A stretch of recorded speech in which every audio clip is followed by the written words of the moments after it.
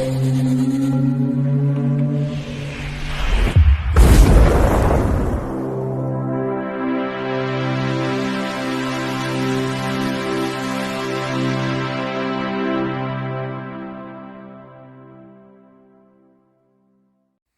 Bayek, it's me Ian, and in today's video, well, I'm looking at this. This is Signs from 2002, and what a film this is. I'm so enjoying going through all these films. Um, I, yeah, they're a great discovery for me. They really are. As I've seen with The Village, which I reviewed before, and now I'm doing Signs, and well, let's get into it. It's a sci-fi thriller, 106 minutes long. Rotten Tomatoes give it 75%, which I thought was a bit low there. I thought more critics would have been on board with this, because generally, it's considered a really good film, this. Even if you're not a massive fan of the director, I've noticed people really point at this film as being a good film. And it's interesting, in box office terms, it was made at a cost of $72 million. Do you know how much it made in the box office? $408.2 million. Wow. So this was a massive hit for this. It really was a massive hit. Well, it's written, of course, by M. Night Shyamalan. I still can't get his name right. And also, he was one of the producers of this film as well. But of course, he's directed by him. It's always his vision, and his vision is so good. I absolutely think he's great. I only think, looking at his career so far, there's very few films that I really have not been as keen on. I know there are perhaps one particular one that is not very well considered, but that is still a good rate, I think, as a director. The Sixth Sense, 1999, we talked about, but there's the Unbreakable, 2000, and this is a part of the trilogy, The Split, 2016, and Glass, 2019. But of course, he directed The Village, which I really go mad about. I love The Village. That's 2004. He was also director of The Visit, 2015. Old, 2021, which is a very underrated film. I love Old. And then, of course, this year, what a film, Knock at the Cabin, 2023. This year, yes, brilliant. Now, the music is again by James Newton Howard. I noticed that sometimes as a director, he sticks with people who he trusts, and in terms of actors as well, so certain cast members and what have you, but music as well, definitely. So let's get into the cast. Mel Gibson leads this cast. He plays Father Graham, and Mel Gibson is somebody I've really got into more over the last year. I never really rated him as high as I do now. Not, I think it's because of his being a director as well as certain film roles he's played, and he's got a massive CV of films. But when you look at it, Braveheart, he starred in that, and was also the director of that, and that was a massive success. Of course, a film that I just can't stop talking about as well is Apocalypto, 2006. He directed that, and what a film that is. It's just an amazing film. Also, he directed, of course, the Hacksaw Ridge, 2016, which is very highly thought of as well. he's got a really good record. And that's just a few. That isn't all the films he's directed, but that's a few of the highlights. And of course, in films, I don't know. I could talk about so many films, but I'm not. It's interesting because I'm not as big a fan of the Mad Max films. But Lethal Weapon, I absolutely love the Lethal Weapon films. 1997, 1989, 1992, and 1998. Wow. I think it's a great set of films. I absolutely love them. And he's so good in that. Yeah, so there it is. That's Mel Gibson, and he's excellent. He's a very important part of this film. Now, he's supported by Joaquin Phoenix. Now he's on the rise now. What an actor and what career he's having. He plays Merrill, his brother. He of course was in The Village, of course, 2004. What a superb actor! He's really become. And he plays this role really well. It's almost quite a bit understated in some ways. He's a former baseball player, and his performance is really good as a part of this story. I really like that a lot about him. So I mentioned The Village and also Walk the Line. Wow, 2005. What a film that is. But, there's so many roles he's developed. But of course, when I mentioned The Joker, that is it. I mean, the Joker, what a film and what a performance. He is amazing. I can't wait to see the follow up. There is a Joker 2 next year coming out. But also, let's look at this year. It's out very soon now. Is Napoleon in 2023? This is a Ridley Scott film. It's going to be very interesting how this film is taken. Because I've been reading a bit about it, and it's very interesting film, and he's pivotal playing Napoleon. Wow. I mean, it's going to be really interesting. I can't wait to find out and see what the reaction to this film is. Hopefully, it's going to be a good film. Yes. Next, I want to talk about Rory Culkin. He plays Morgan. He's the older son.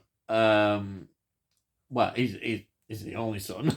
He's an older brother to Beau.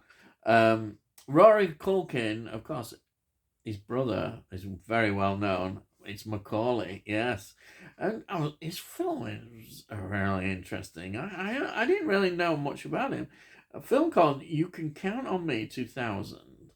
He was in Mean Creek 2004. He was in The Zodiac 2005, which he's now getting a lot of respect as about a serial killer, Zodiac killer. He was in Scream 4 2011. And he was in The Last Thing Mary Saw 2021, which is a horror film as well. Folk horror, if I'm not mistaken. Then we've got Abigail Breslin playing Beau. She's the daughter, the youngest, child here. And actually, both of the children are brilliant in this film. Absolutely brilliant. Now, Abigail Breslin's massive, interesting career as well. Little Miss Sunshine 2006. Then she's also been in notable films. The Santa Claus 3 2006. Zombieland 2009. That's a comedy horror. She was in a film that I really love with Halle Berry, The Call, 2013. Yes, wow, that's a fantastic film, The Call. And she was in Slayers 2022, which is another kind of horror film. Yes, well, that's great. Absolutely love that. Then we've got Cherry Jones plays Caroline. She's a police officer who's a family friend. And she was in The Village. Yes, The Village, 2004. And she was in The Party, 2017, which is a British bleak comedy. Black comedy, not bleak comedy. Black comedy, well, it's the same thing as well. It's a black comedy, and it's very well thought of. So there you are. Yes, and then of course he always pops up, doesn't he? M. Night Shyamalan in a role. He plays Roy Reddy, and Roy Reddy is the vet who was responsible for the accident which happened to Father Graham's wife. Fatal accident as well, which is an important thing. And we see him in the... He does play quite an interesting part in the film, actually. Very much so. Then we've got Patricia Kale-Lember, I think that's how you pronounce it, Kale-Lember. She plays Colleen in flashbacks that we see of Graham's wife. Yes. And she was in Cat's Eyes. Yeah, I love Cat's Eyes. That's Stephen King anthology. Jacob's Ladder, that's an important film, 1990, she was in that.